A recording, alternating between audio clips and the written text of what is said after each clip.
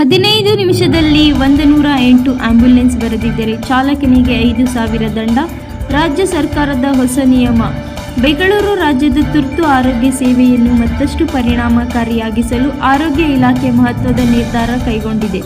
ಇನ್ನು ಮುಂದೆ ತುರ್ತು ಕರೆ ಬಂದ ನಂತರ 15 ನಿಮಿಷದೊಳಗೆ ಆಂಬ್ಯುಲೆನ್ಸ್ ಸ್ಥಳಕ್ಕೆ ತಲುಪದಿದ್ದರೆ ಸಂಬಂಧಿತ ಸೇವಾ ಸಂಸ್ಥೆ ಅಥವಾ ಚಾಲಕರಿಗೆ 5,000 ದಂಡ ವಿಧಿಸುವ ಹೊಸ ನಿಯಮ ಜಾರಿಗೆ ತರಲು ಸರ್ಕಾರ ಮುಂದಾಗಿದೆ. ಈ ಕುರಿತು ಆರೋಗ್ಯ ಸಚಿವ ಯುಟಿ ಖಾದರ್ ಮಾಹಿತಿ ನೀಡಿದ್ದಾರೆ. ಏನಿದು ಹೊಸ ನಿಯಮ? ರಾಜ್ಯದಲ್ಲಿ ಜನರಿಗೆ ತುರ್ತು ವೈದ್ಯಕೀಯ ಸೇವೆಯನ್ನು ಶೀಘ್ರವಾಗಿ ತಲುಪಿಸುವ ಉದ್ದೇಶದಿಂದ ಸರ್ಕಾರ ಹೊಸ ಮಾರ್ಗಸೂಚಿ ರೂಪಿಸಿದೆ. ಇದುವರೆಗೆ ಹಲವು ರಾಜ್ಯಗಳಲ್ಲಿ ಆಂಬ್ಯುಲೆನ್ಸ್ ತಲುಪಲು 20 ನಿಮಿಷದ ಗಡುವು ಇದ್ದರೂ ಕರ್ನಾಟಕದಲ್ಲಿ ಅದನ್ನು 15 ನಿಮಿಷಕ್ಕೆ ಇಳಿಸುವ ಮಹತ್ವಾಕಾಂಕ್ಷೆ ಯೋಜನೆ ರೂಪಿಸಲಾಗಿದೆ.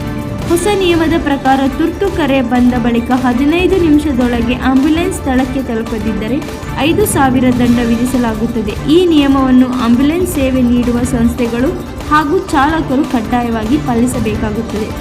ಹೆಚ್ಚುವರಿ ಆಂಬ್ಯುಲೆನ್ಸ್ ಖರೀದಿಗೆ ಸರ್ಕಾರ ಮುಂದಾಗಿದೆ. 15 ನಿಮಿಷದ ಗಡುವು ಯಶಸ್ವಿಯಾಗಿ ಜಾರಿಯಾಗಲು ರಾಜ್ಯ ಸರ್ಕಾರ ಹೆಚ್ಚುವರಿ ಆಂಬ್ಯುಲೆನ್ಸ್ಗಳನ್ನು ಖರೀದಿಸಲು ತೀರ್ಮಾನಿಸಿದೆ. ಜೊತೆಗೆ ಹಳೆಯ ಹಾಗೂ ಬಳಕೆಗೆ ಯೋಗ್ಯವಲ್ಲದ ಆಂಬ್ಯುಲೆನ್ಸ್ಗಳನ್ನು ಗುಜರಿಗೆ ಹಾಕುವಂತೆ ಸೂಚನೆ ನೀಡಲಾಗಿದೆ.